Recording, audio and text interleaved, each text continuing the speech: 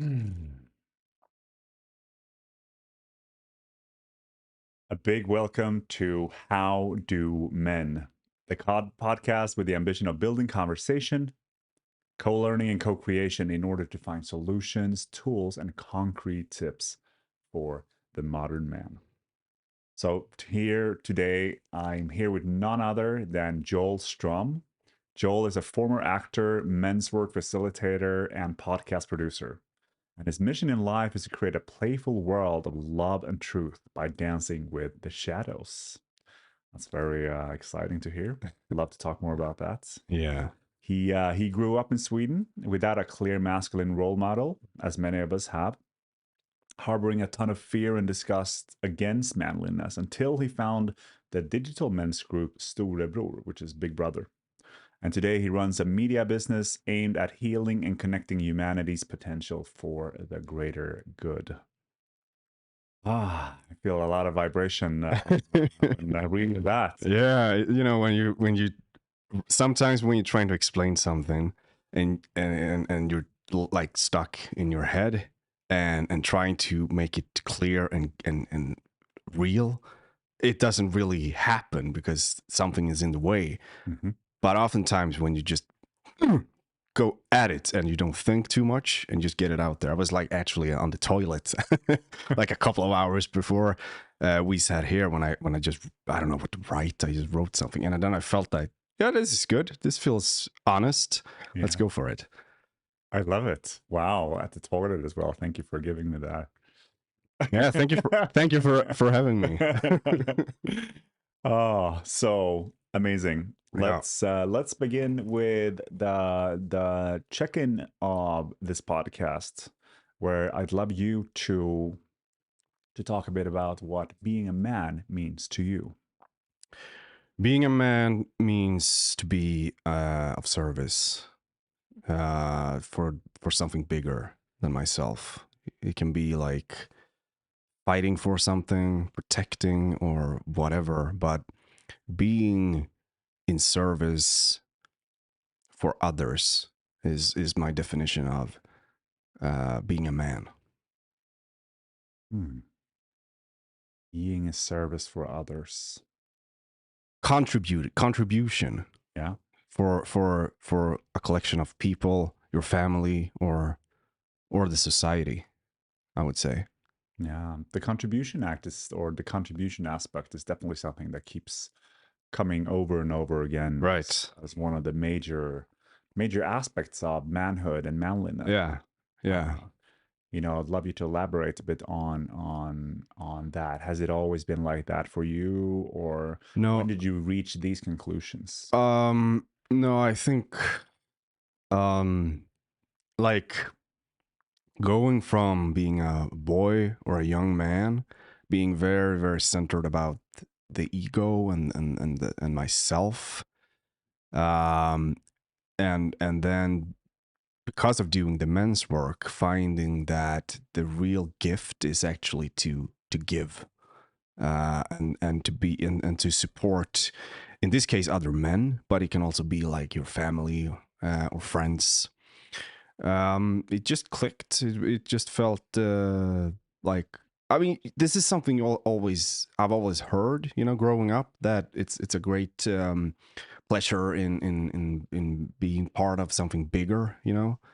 And I also come from the theater, which is a big deal in that, actually.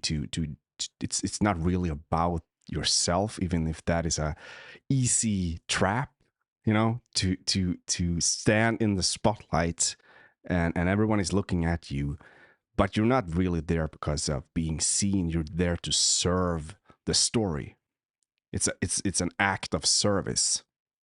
So I think it comes from that experience and from doing the men's work in order to help other men to find themselves, and the payback is so beautiful and meaningful, and it feels right to have that focus of just how can I contribute to something better.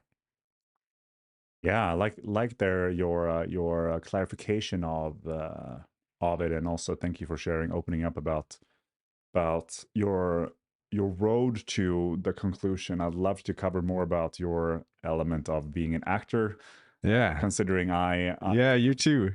yeah, I have that experience from many years ago, so we're definitely gonna come back to that. Definitely. Yeah. But I'd love you and I mean something that this whole word service Yeah. is often thrown around, Yeah. used a lot, Yeah. and I believe that many will confuse service with like charitable work, like Yeah. where you in almost like a like a Tibetan monk, Buddhist monk type of way, where you completely just give, you just give yourself completely uh, to a cause with no in any way with not asking anything in return. Mm. Mm-hmm. Would you say that is your definition of service, or would you say that there is a westernized or a refined version of service, which is Yeah. rather finding a career path which is in line with, Yeah. yeah. I think you can do it in many ways, for sure. My way or my definition of it is would be to find your gift, find your archetype, and define in how you can operate from based on who you are and your uh, I can't find the word in English, but find out what you're good at and take it from there. You know, we have clear abilities, and they are different for everyone. But you find your ability and what you're good at and what gets you going. And if you can make that into something that benefits others, then you're on the go. Hmm. Um, and what you're saying about like yeah, you can do it in many different ways. I mean, I'm not. I wasn't raised in any religious way at all, so I don't come from that. I clearly see it from my experience in being in the men's work community, and there's a lot of talks about the archetype, finding your true north, and Hmm. defining your mission in life, and that comes from both can come from trauma and pain, but it can also come from this golden part of your inner being to be able to manifest that into the to the world. So it has something to do with definitely with the archetype and just um, making sure that this ability that you have in you is coming of use. I would say. Yeah, and I think I like that way of thinking, and like what I hear you say here is really to find the place where, or the position, or the uh, your project in Yeah. life where you can create the best possible outcome Yeah. for others, Yeah. which is something that resonates a lot with me, and something we talk a lot about in Sculpt as well. Mm. Like service, I think an easy way to think about it is, okay, how can I create the biggest positive impact for the world? Yeah. What needs to, what are the correct, elements that need to, how can I create the maximum positive impact Mm-hmm. for, and you don't have to say the world, because that can, for some be like, okay, the world, foreign, like expansive, too grand, and Yeah. also just be for your community, for your family, right? Yeah. But in that, understanding also that a huge part of being able to be of service Yeah. is to have my own house in order. Yeah. Exactly. Like if you are, because I see many people in the world of personal development who are, they've done a lot of work, but they are in a terrible state Yeah. materially. Yeah. Like their finances are shattered. They have no solid foundation for themselves, and they are in all a rather chaotic state. Yeah. Yet at the same time talking about service. I'm going to be of service. I'm going to be of service. And it's like, serve yourself first. Yeah. Yeah. Get your house in order Yeah. and build on that foundation. Mm. Because then you'll be able to be a lot more in service. Mm-hmm. Or to make it even easier, like to talk about, for instance, financially. Yeah. Like if you have two people who've done a lot of work on themselves, and then I mean, who have cleared out, their main things, programs, and they are beginning to come in touch with a sense of control Mm. or mastery. Not mastery, but they have it, they understand themselves. Give one person 100 kroner and give one person 100 million kroner. Mm-hmm. Who do you think is going to be able to create the biggest impact? Yeah. It's most likely the person with 100 million kroner Yeah. on the bank account. Mm. So it goes to say that an element of service Yeah. is to have your house in order. Yeah. My experience is that defining this, what I call mission, or the mission in life, it takes time, because when you do the work and you go inside yourself and try to define what is it that gets me going, what is important for me, many times men find out it's like love or truth, connection. But what is that for you, and how are you gonna make that work? Yeah. And it takes a little while. I mean, I have been defining this for like the past 2 years, and it's an ongoing process of understanding the words of why is it important for me to love and being loved. How does that look in my life, and how do I manifest it? So it's a process of first like defining it and experimenting with the words. Does this resonate with me or not? What, and maybe maybe it changes. That is really important, that you find a base of, let's say, being loved as a some sort of grounding point in yourself, and then maybe it changes because you've been working on that, and it becomes something else. And then you need to understand, like, okay, how am I gonna work on this? You know, and it takes it's I love that process of both for myself and helping others to really find that moment when they like, oh fuck, this is important, this is for real. You know, they found some sort of core within themselves, and they get like this energy of like, okay, I don't know how, but I'm gonna do it. Mm-hmm. And then you need to work out, like, okay, you need to make a plan and define this mission. Mm. Maybe you need to start your own company, or you need to move, or whatever. It can be whatever. And as you say, it's really important to, I think, taking small steps. One of my I heard a brother of mine, not real brother, but from the work. I think he has some sort of his mission is defined something like building happy families, starting with my own. And it's so clear and it's so powerful when he says it, because it comes from a real part in himself. And when you start this work of like defining this road for life, in the beginning, it's like, it can be very like 5 words, and it's kind of unclear, and you forget it, because it's like, it's up here, it's a thought, and you need to work yourself down into like owning it and really knowing what you're talking about, and then you can like take action.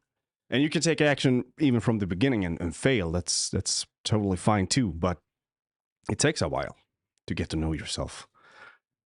A while. Your whole life, maybe. It does. It does in and definitely there. The mission. I mean, the mission is when I began to understand the thing with mission, how it's something that you have and that you can exhaust.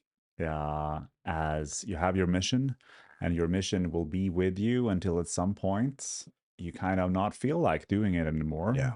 And then it's about time that you shift to your next mission. Mm-hmm. When I learned that, that is a way to navigate life, a lot of things started making sense to me. Yeah. It's like I felt so strongly Yeah. for several things in my life Yeah. that I no longer feel at all for. Mm. And You find your purpose and you find meaning yeah, in your existence, yeah, which is so important for us men. yeah, but also at the same time being aware of the shadow mission. Yeah. Like for every mission, there is a possibly equally strong shadow mission Mm-hmm. where you are doing the same, you're going against the same goal, Yeah. building happy houses or whatever your friend had, or but then you have your other, you know, mission Yeah. shadow, which is basically just based on your external validation, Yeah. like gaining external validation. And there, I think it's a beautiful segue into talking about acting. Definitely. And whereas, you know, you mentioned this whole idea of giving yourself Mm. to the audience, Mm. like giving yourself as a tool Mm. to the audience for the play or Mm. for the story to Mm. unfold. Those are definitely, I would say, within the aspect of the mission, the Yeah. light mission Yeah. of acting. Yeah. But I remember my own journey there, working and I remember clearly when I was studying film acting in Los Angeles, like 20 years ago or something. Mm-hmm. And remember the doctor, or not the doctor, but the teacher. Yeah. He was like, "Now, you know, when you're thinking about this work, you got to find it within yourself whether you're doing it out of passion or out of your yearning for fame." Yeah.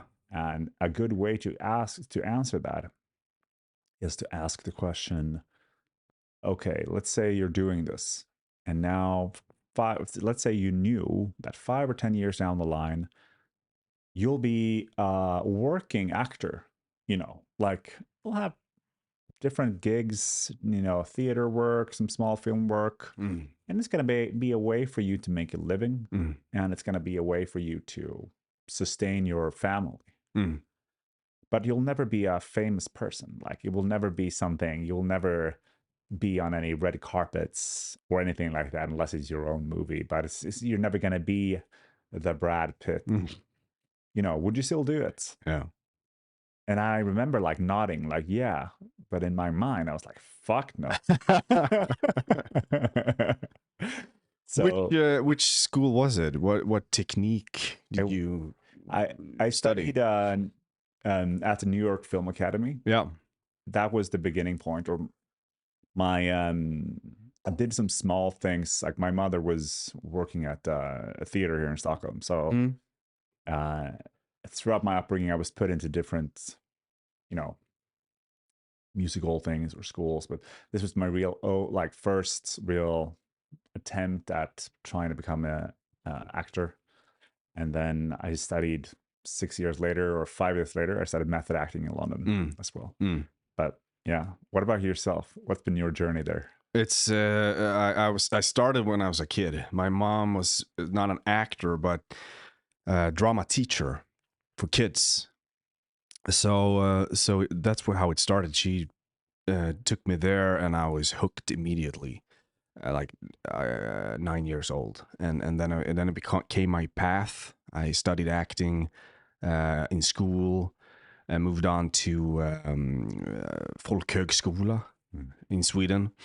And there I found my mentor, who is teaching method acting here in Sweden. It's called the Chubbuck technique, which is really close actually to shadow work. because it's based on using, I mean, method acting is about like bringing it home and taking it from inside and out. And this was an eye opening for me, because I had done it without any technique really. And when I got to her and her way of teaching, it was oh fuck, it was really hard. It was like a military school for actors, and we went really really deep. And for me, that was like bigger. It became something more than acting. You know, it was an inner work of finding out your wounds and fears and gold and everything. You know, um, so I was completely obsessed with the work, you know, of like looking at a character which we didn't even say. We didn't use the word character. We were actually talking about more of something like the archetype, but we didn't really use that. We just said this is me, Mhm. and you put yourself in the situation, the scene, to the point where you stop giving a fuck about the play Mm. and you turn it into something bigger. This is about my life. And you find that driving force, and you use what we call a substitution, where I would use my own experience in life in the scene and take it from there. It's a whole process. It is an American teacher. Her name is Ivana Chabak, and she's still around. She's been teaching like everyone. Um, and so that was my way into it. And then I did theater and film and some TV for like, I think it was like 7 years, Mm. really going for that career, you know. And I was also struggling like what you say, you know, like this um inner work, being in an ensemble, creating a story together, the creative aspect of that, and then the career, and getting your shoulders out, and dreaming of like being on this big stage or in this movie and everything like that. So I think I lost myself a little bit in it, you know, because I was very competitive and it was all about me. And then sometimes I would go back into like, wait, this I don't care about that. I just want to be in this creative space and dive into the world of the archetypes and storytelling and things like that. That has always been like a huge passion, but I totally like worked myself completely to the bottom when it came to like competing Mm. in the career part of it. I never really had an interest really in that. But the process, working together, telling stories is still a huge passion for me. Yeah, Yeah, wow. I hear right away that you seem to have had more of an actual genuine passion for yeah, the whole art, yeah. The art, yeah, yeah, yeah, of creation, and possibly much more so than the other side, which is the need for fame. yeah. I know. But it was sort of somehow there, but not in the same. You know, I couldn't I couldn't articulate this back then. I thought that this is the way you have to go. I was comparing myself to others. I wasn't really good at listening to myself and what I believed in, you know. So I was on this path, and I was like going for it like everyone else, and until I actually found the men's work, which is very very similar, but it has this other aspect of, you know, the archetypes, the some sort of ensemble when you work with a group of men. you find the storytelling aspect of it, like the stories that we have in ourselves from our background, and how you can change that into a Mhm. better story. You know, I've always been drawn to like storytelling and some sort of therapy coaching aspect, you know. This was what my mentor gave me. We were really, it was a healing process in many ways by being using creativity. And yeah, that's still something I love to do, and love to explore. I think is a great way actually to not only it can be, I've definitely been there as well, where it's like how do I say it, like I only focus on putting everything into creativity, and that doesn't really work either. You need to balance that up with other aspects in your life, like having I mean, when I was young, I could like go up to a woman, and I was so afraid of being honest about like, okay, do you want to go on a date or something? I would like invite her into a creative space, you know, where we would act out being a boyfriend. As this is real, we would act out being a boyfriend and girlfriend, because that was my way of seeking connection, which was also a huge part why I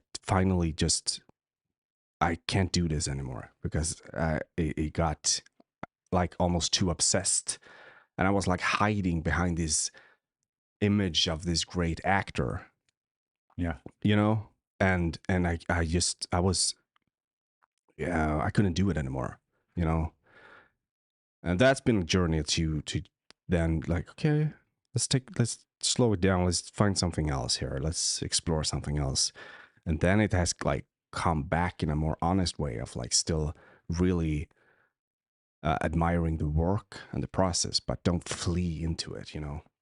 So I think that acting, if you really break it down, what is it that we're doing is we are consciously creating identities. And yeah, which is sort of what we're doing in life, right? mm-hmm. It's very hard to, I believe,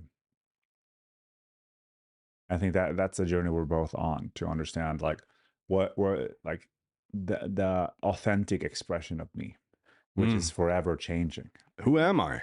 Yeah, and it will forever also change. Like it will Yeah. be because I am no longer what I was 10 seconds ago. Mm-hmm. Because new expressions, new Mm-hmm. experiences continue to shape me, Mm-hmm. and but to kind of just learn to navigate that. Yep. But I believe that what we are, or at least what I'm doing always is, or often, is that I see that I like to go into different personalities, Mm. different identities, different personas Mm. that is my comfort zone where I can hide, Mm-hmm. Fabian, the entrepreneur, Yeah. the business guy, Yeah. Fabian, now the guy that works with Sculpt, Mm-hmm. personal development mm-hmm. coach, Mm-hmm. and all of these, and I find myself often wondering, like, is like how much of this that I'm doing is, you know, how much of my ego is still just there and just Mm. like playing the game Mm. constantly, Mm-hmm. is there a much deeper layer of myself underneath Right. that is still yearning to come forth, Yeah. which might be something completely altogether different. Mm. Yeah. I might want to be a builder, painter, Yes. doctor. Yeah. I have no idea. No. Like there Right. might be something, probably not, right? But there might be something there underneath. I think acting is great. Is a great method to explore and ask those questions, like who am I?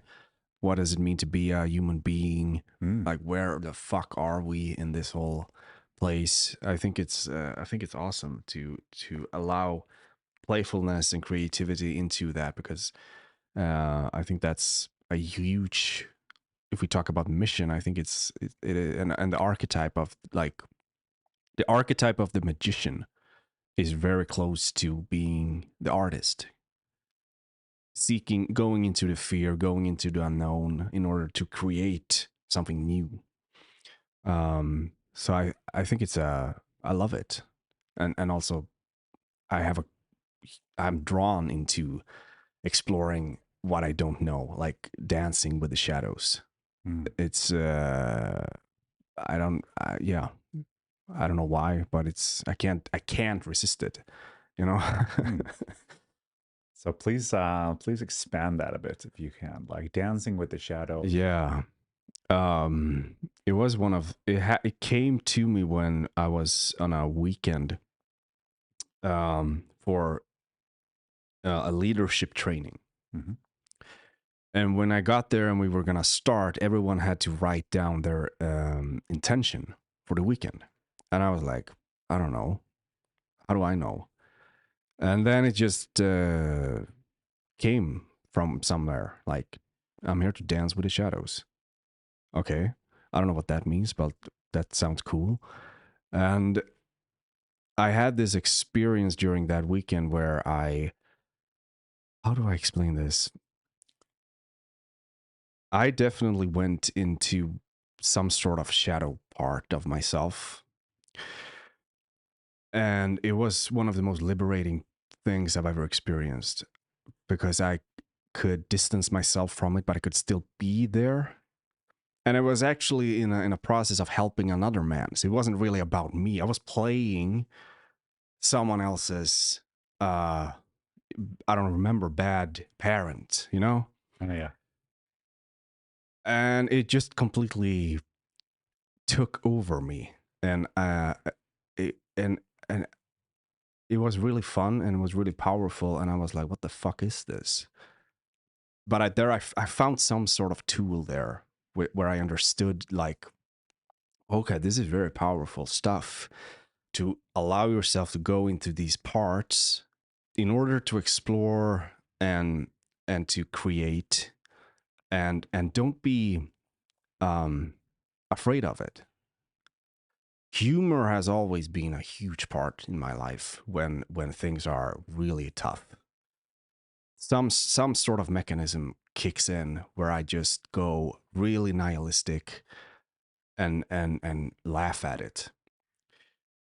It can be really good. It can also have you need to check yourself, like not always um, um, having that look at life that way. But I think you get what I mean. You Mhm. know, it's like some sort of medicine to be able to stare into the night and just laugh your ass off. Completely. Yeah, Yeah. and that is really fascinating. Speaking about duality and the teachings of Jung, where I feel that it really resonates with me. Speaking of, like, you stare into the either the light or the darkness, and you're gonna find the opposite. It's the same thing with pleasure and pain, life and death, Mhm. masculinity and femininity, and something is always like drawing me in between polarities. That's where I come alive. That's where I start to dance, you know. So this is a process where I'm still learning how to use this and how to make this work for me and for others, you know, like back to service. So it's interesting to find those techniques. Yeah. Yeah, and yeah, I like what you're saying there, especially with first of all, definitely the laughter, like the humor thing. I think Yeah. humor is really our way of speaking the truth Oh yeah. through jokes, Oh yeah. because Have you done comedy? Have you studied um, comedy technique? not so much. Like besides what we did as a general thing during those like method, like the year that I trained, but not looked into it deeper. Because one of the rules that I learned studying comedy is that people often say, like, "Oh, this is fun," and this is light. And it looks that way when you see it. But when you're doing it, it's like the most painful thing you can do. Hmm. Speaking of like not hiding, you need to allow the flaws and the mistakes and the fuck ups and just stand there. And people love it. But it comes from pain. It comes from a really, really deep, dark place where you say things that you even know that you shouldn't say out loud, but you still say it because I mean, time is a huge part of comedy. You don't have enough time, but you still gotta get going, you know, and that Yeah. just creates humor in itself. So I think comedy and yeah, that's there you have the combination as well, like pain and pleasure or sadness and laughter. You know, they are so close. They walk next to each other the whole time. That and I think it's also a way for us to stay sane, like Yeah, in this, because I think deep down we're all feeling that we're living a bit of a lie. Like, yeah, this whole thing that we're doing, the yeah, charade, yes, society, the way we like right now, it's there's there's a lot of I would say friction yeah, inside of us. And I think hmm, one way to get an outlet for that is yeah, you're just telling jokes. yeah, And through the jokes, you can actually just also share some of the truth. yes, But because it's a joke, people will think that you're joking, yeah, which you might think as well. But ultimately, it's almost like your subconscious is just mm. like, I need to breathe from this insanity that we're doing here. So yeah, I love jokes, and I like what you're saying about playing with polarities. One of the like very interesting type of work, like and anything from going from hot to cold. Hmm, The ice bathing, the mm. sauna, Mm. as well as going from trying to go from light to dark, and Mm. and create containers where you can actually live out your I would say your shadow or like your dark side Mm. in a healthy or constructive way. Yes. I mean, because that's I think one of the things that I find relatively difficult as well. I mean, it's one thing. I've done quite a lot of work with seeing my shadow and understanding it, Mm. and I call my shadow Jamie Lannister. Mm. Uh, Yes, I be- see it. because it's relatively near to how my shadow like is wanting to be perceived. Yeah. Like the vain, valiant knight, Yeah. pretending to care so much about others, but ultimately not really, just like really just doing it for himself. Enjoying to be that glorious man. Yeah. A slight disdain towards the peasants and the weak, Yeah. and all of those traits Yeah. is like right home with my shadow. Hmm. Like that is that thing. And Definitely. I can feel it coming through. Yeah. Like I feel it. It's always there with me. Mm. Yet I have a benevolent, warm smile, Mm. and I think I'm perceived as relatively caring and trustworthy, and all of those things, which of course is my light side. Mm. Yet I still have this other thing inside of me, and it's always there. Mm. So I am aware, Yeah. you know, Yeah. and I'm very aware of it, and I can see it. And where I'd love you to elaborate a bit is also like where, okay, I'm aware. What's the next step? Like, is there a way to, let's call it, the benevolent nights and the malevolent nights? Mm. Is there a way to, because we always talk about embody, bring home, integrate. Yeah. Yeah. Yeah. Yeah. Yeah. Is that to you, do I become this? Like, should I actually just be more of that person? Yeah. Yeah. Yeah. Yeah. Yeah. Bring that home and be a bit more like disdainful and arrogant. Bring that out towards people, or is it enough to be aware and just coexist with it forever? Or how would you say how does one bring that shadow home?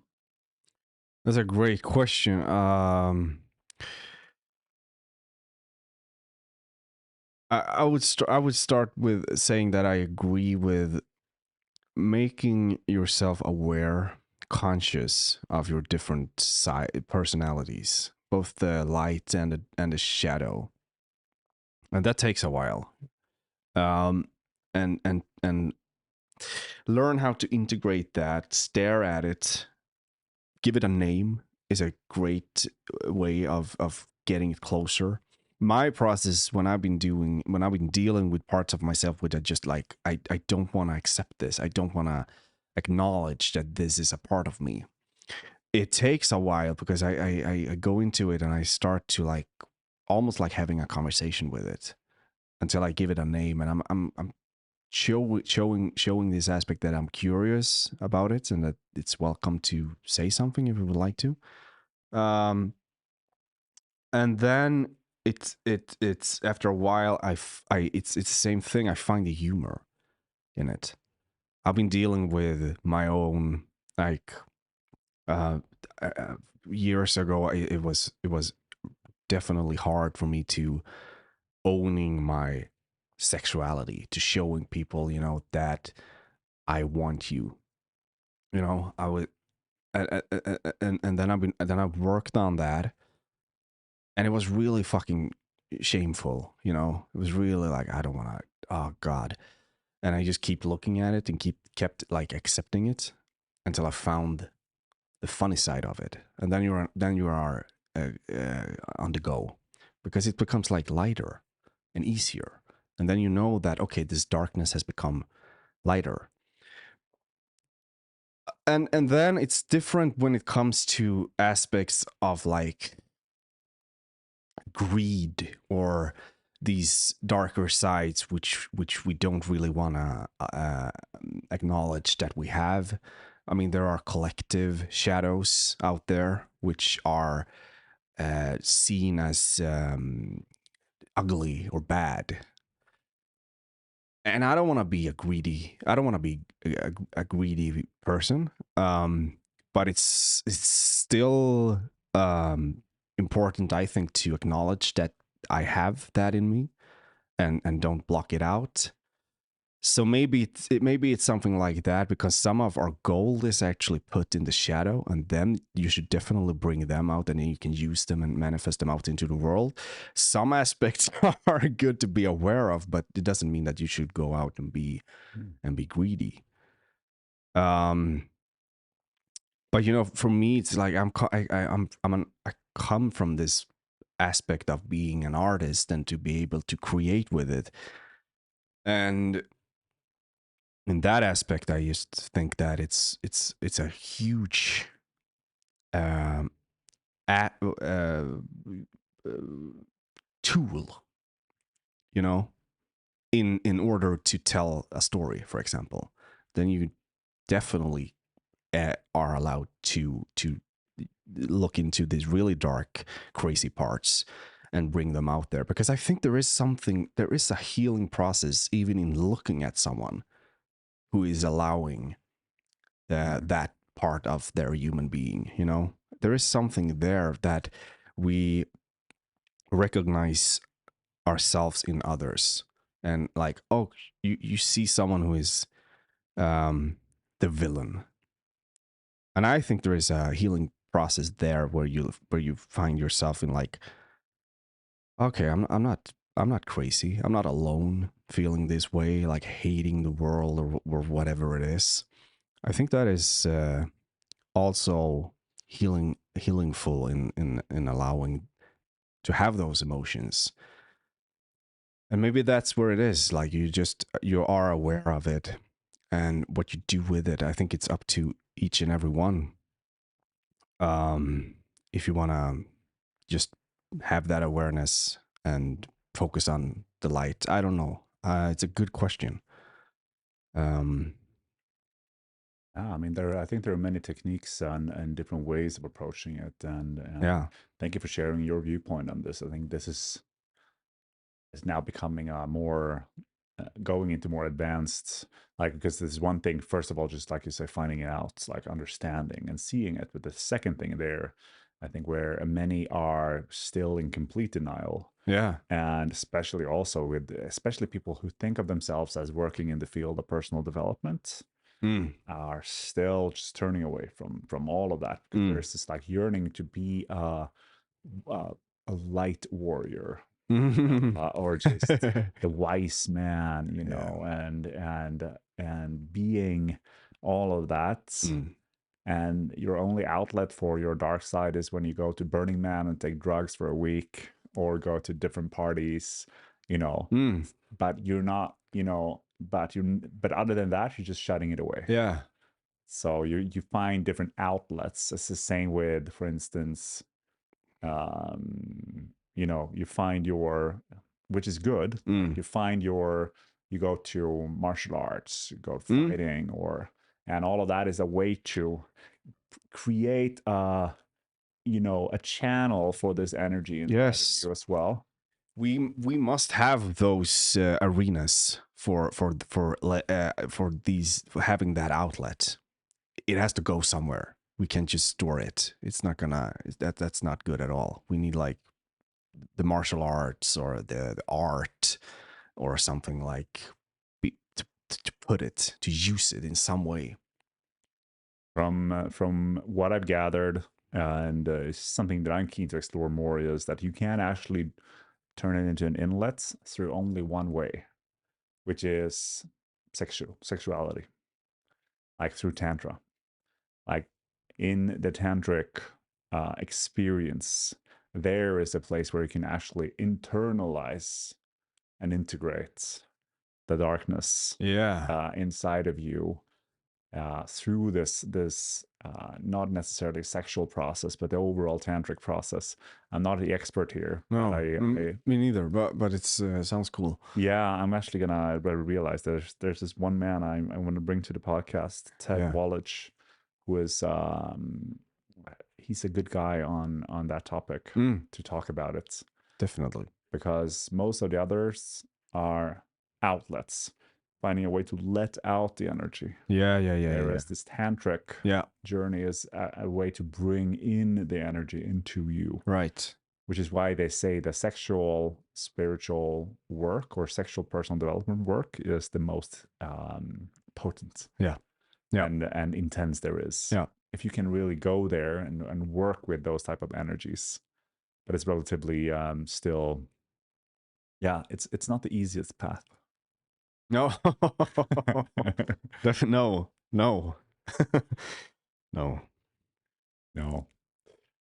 Right. So yeah, I'm really keen to I mean, we're gonna bring in one of the questions here from the audience, Yeah. and it's gonna tap into the subject that I know that you've been you've been involved in men's work. And the question is, I believe many men yearn for deeper connection with themselves and other men, because that's where manhood is nurtured. But how, when, where, and why? Why do grown men seek this?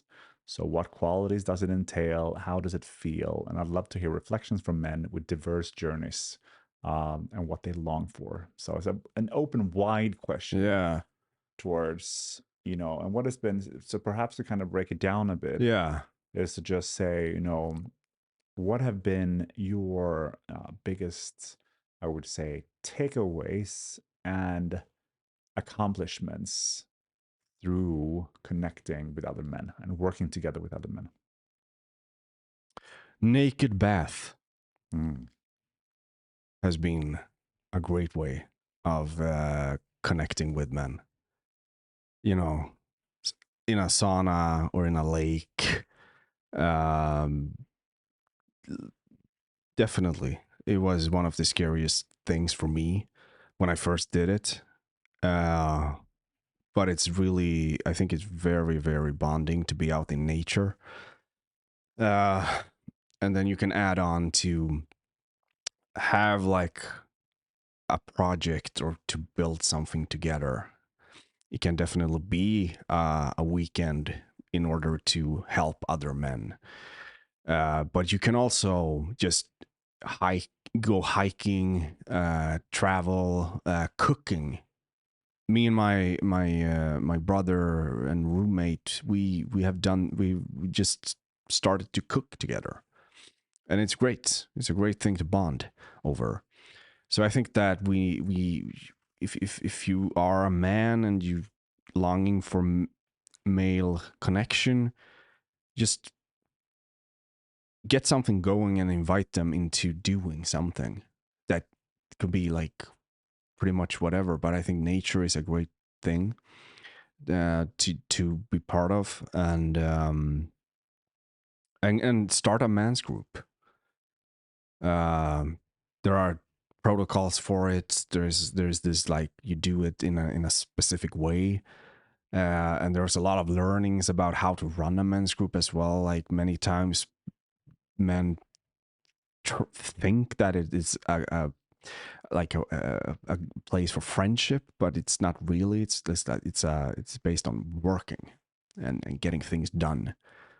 And you can decide, like, if you want to see each other each week or every 2 weeks or whatever. But I think that has helped me the most.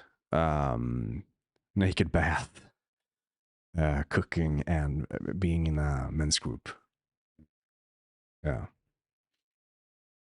I like what you're saying there with I like all of what you're saying.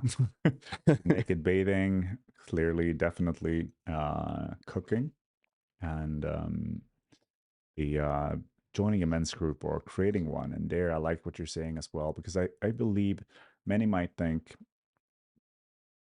a men's group, I like what you said there about doing work.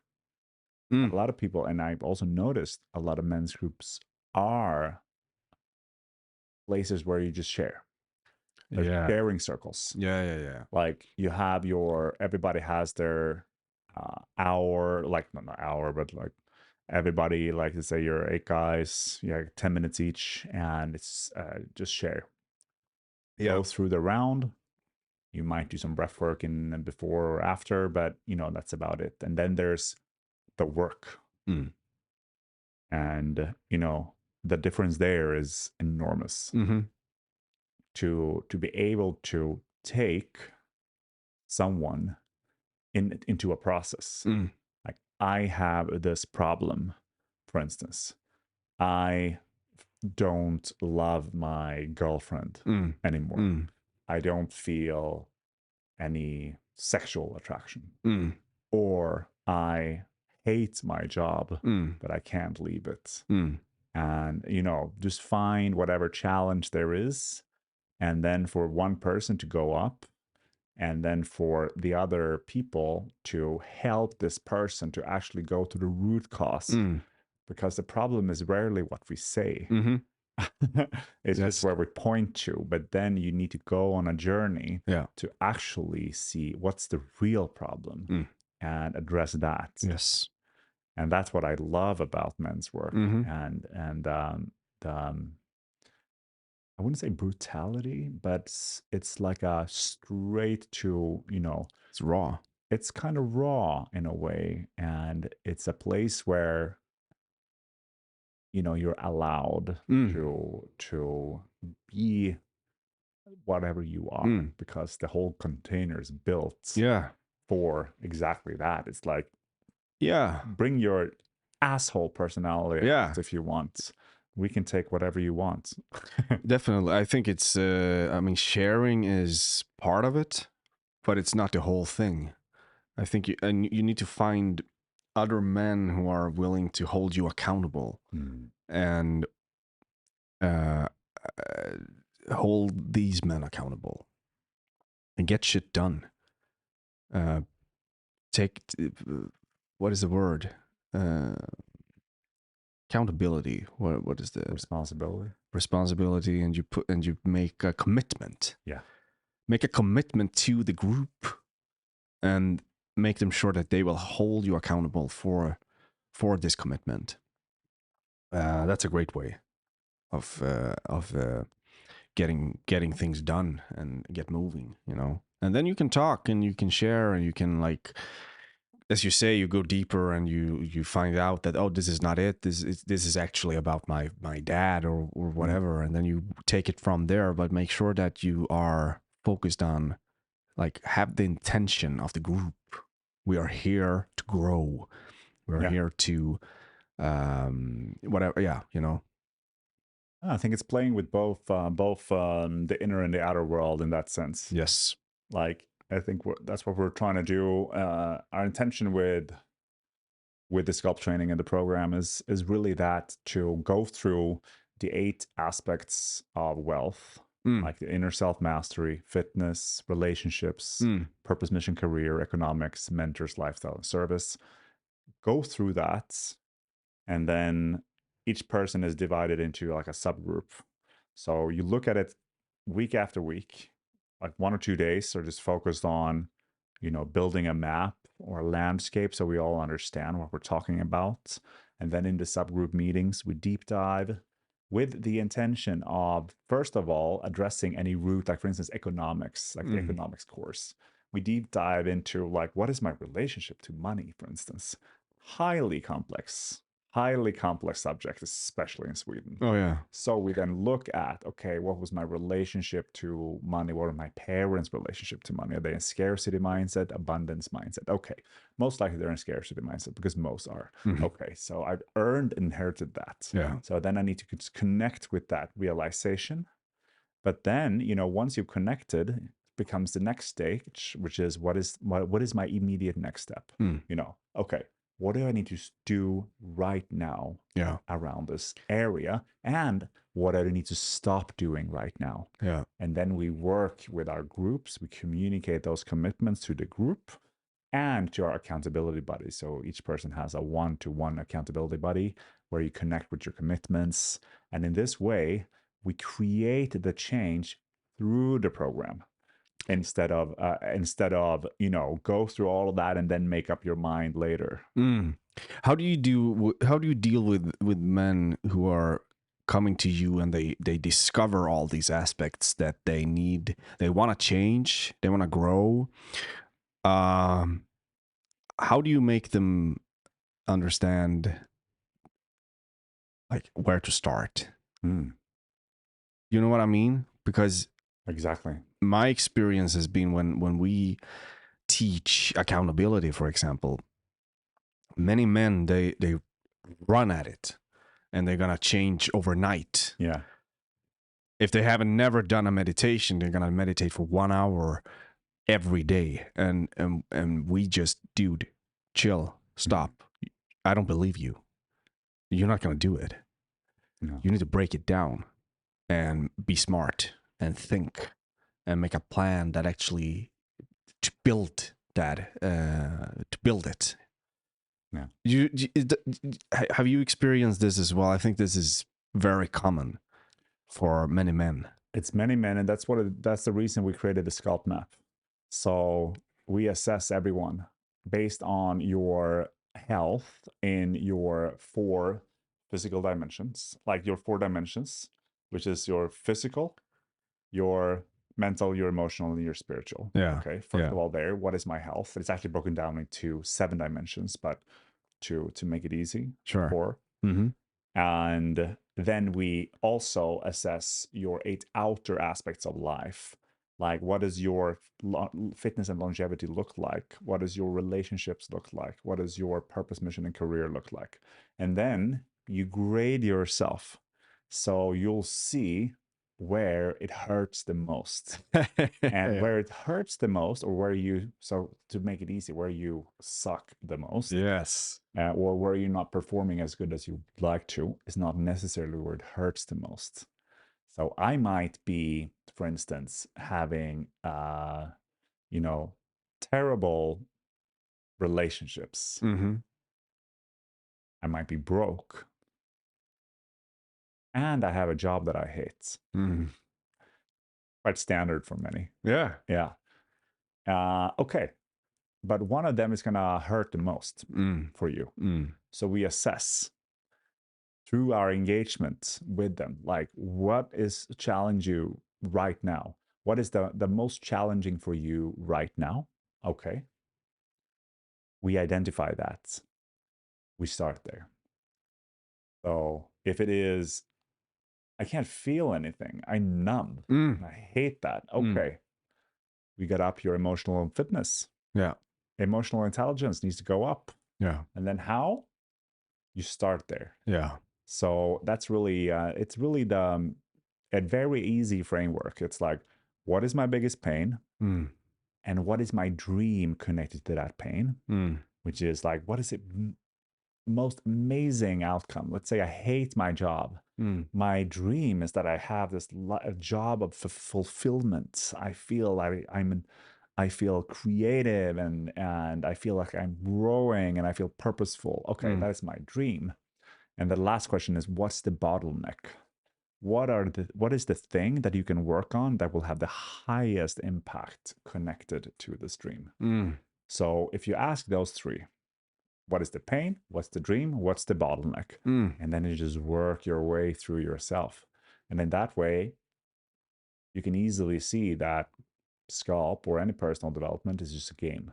It's a Mm. game Mm-hmm. where you practice how to play the real game, which is life. Yeah. Nice. Cool. Yeah. Beautiful. You believe in motivation? I do believe in, like, definitely. I Yeah. believe in motivation, and I believe that motivation comes from different forms. Mm-hmm. Why are you asking? I was just thinking when you spoke about this, I was reminded by I mean sitting down with many men who feel really bad. You know, they don't even have the motivation. They don't believe in it. They don't believe that change is possible, and they're alone and fat and broke or whatever. You know, and um I'm just curious in how we can help out when you are like really low in that place where it's like it doesn't fucking matter. I mean, I know it's up to them. It's up to every man in himself. But as a community, as men who are um, drawn into this work, I've always been curious in like how can we serve or help those men. Yeah, I'll let you answer because I asked the question. Yeah, we are fortunate to, yeah, usually work with the guys that come into our training program is usually very highly motivated, and Right. it's even it's a requirement. Yes. So one of the reasons for the one-on-one like calls is that we check your commitment, Yeah. Yeah. because otherwise, if you have an uncommitted or non-committed person coming in, it's going to ruin the experience, and not ruin it, but it will leak energy. Yeah. There's someone that doesn't commit, doesn't engage, all of that, and we've already have some of those examples throughout as well, because we've noticed that, yeah, some are leaning back a lot, and that passivity is causing leakage. Mm-hmm. But I mean, if you're, I think ultimately based on the simple foundation that I think everybody just wants to be happy, like everybody just wants to live a peaceful life filled with joy and happiness. So somewhere deep within whoever is, it's like deep within everybody has an ability to find a spark. Sure. I Yeah. believe. Yeah, definitely. And I think it's just about getting but I mean there's of course, you have your, if you look at the psychological framework, there are some principles, and one thing that is key is small wins. Like small wins is always very powerful. Make something easily accessible, and do that, and then just feel the reward. Mm. Use your brain to give you a stimuli, like a dopamine Mm. rush. Like, wow, okay, tomorrow I'm gonna get up without snoozing. Okay, and then just do that and Mm. make sure to reward yourself Mm. for doing that. Yeah. And then you create a behavior. So I think you need to begin from very basic. Mm. And if someone's lost all hope or lost all motivation, there might also have to be some work connected to, like, how did you end up here? Mm. Was it always like this? Mm. Because the question is going to be no. Yeah. Some point, somewhere down the line, the person just said, fuck it. Yeah. Yeah, like, I don't care anymore. Yeah. And what happened then? Yeah. Yeah, and go back to, find a person who said, "This is my life. This is my opportunity Mm. to create something out of myself and to be a positive force for the world." Mm. It's there. Mm. It is difficult these days, and I think we're all hiding in, or not a hiding, but I think one of the biggest dangers right now is the intense level of mediocrity that has just become standardized Mm. in society. The fact that most people are relatively or like vaguely happy with their jobs or unhappy. Most people are sitting constantly and we are stuck at our phones Mm. and also kind of hooked to environment where we have to work 8 hours a day. Otherwise, we can't buy our food or pay our bills. Yeah. It's just, the level of mediocrity Yeah. in that Yeah. is so high Yeah. Yeah. that it's frightening. Yeah. It's a disease. Exactly. But because so many are living in that way, it becomes the norm. Yeah. That is difficult. Yeah. So whoever says, screw this, I'm going to go now and try and break out of this insanity or nonsense that we're doing, is seen as a hippie or a crazy person. And that's the power of this like mediocrity. Yeah. It's just like massaging everybody into Yeah. like, yeah, this is the standard. This is the way that we can live. Mm-hmm. So, and that can also hold someone. So it's relatively easy to just say, screw it, I don't care about Oh yeah. anything. Oh yeah. Yeah. And then you'll be supported by your surroundings because in different ways, everybody is saying that. Mm-hmm. Because Sure. otherwise they wouldn't be living like that. Mm-hmm. Yeah. Yeah. Wow. Beautiful little turn here. There, Yeah. you asking me some questions as well. Yeah. I'm used to have your spot. So. Yeah. Well, the beauty is that we are gradually nearing the end also of the session, Mm-hmm. and yeah, I just want to leave it to you first of all. If you have any words of uh, like things that you wanted to touch on or check out, what's going on in you right now? What's going on is that just reach out to the listeners and just reminding the reminder of that there is a lot of stuff happening in Sweden in the men's movement at the moment. I mean, there is something cooking here. Uh, and if you're interested, definitely reach out because you will get an answer. You will be guided in this work.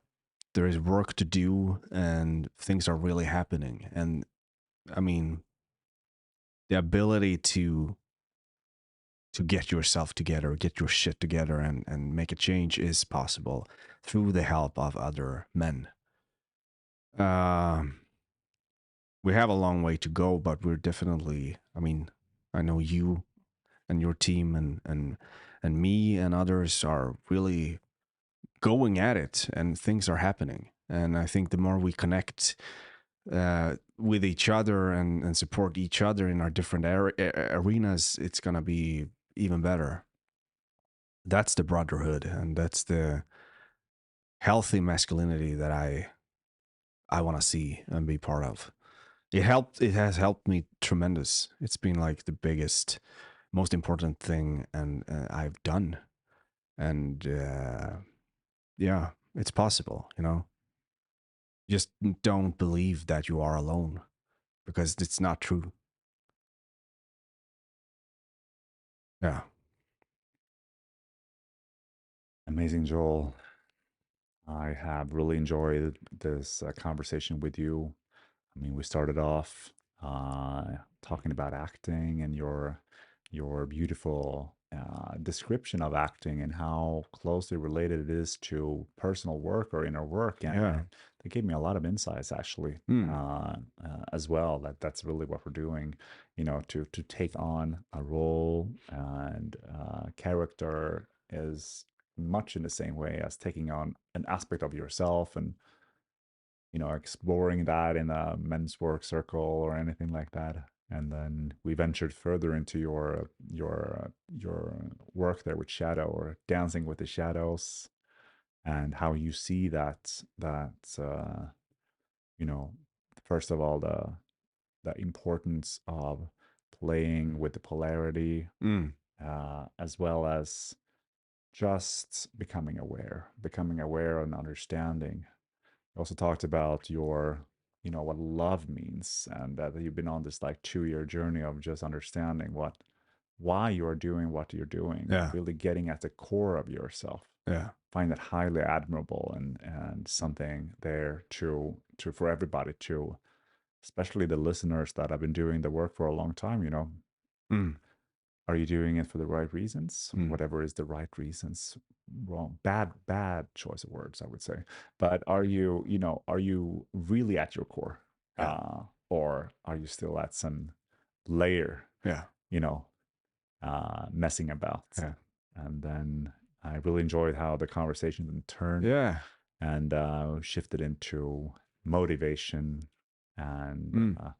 going at towards the end here about the importance of just not feeling alone, and the fact that the men's movement is growing.